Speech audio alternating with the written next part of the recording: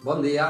Vull presentar-vos el llibre El cas de les paraules inaudites, que té 13 contes creats a partir de paraules poc usuals i que està destinat a un públic juvenil, sobretot a alumnat de primer i segon de l'ESO.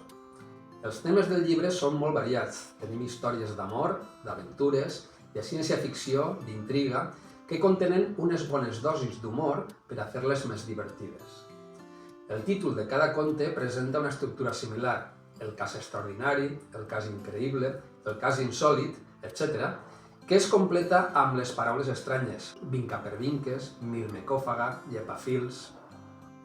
Els relats tenen un vocabulari adequat per a l'edat dels lectors a qui van dirigits, però unes quantes paraules, com les dels títols o altres de la narració, són inaudites, és a dir, poc corrents.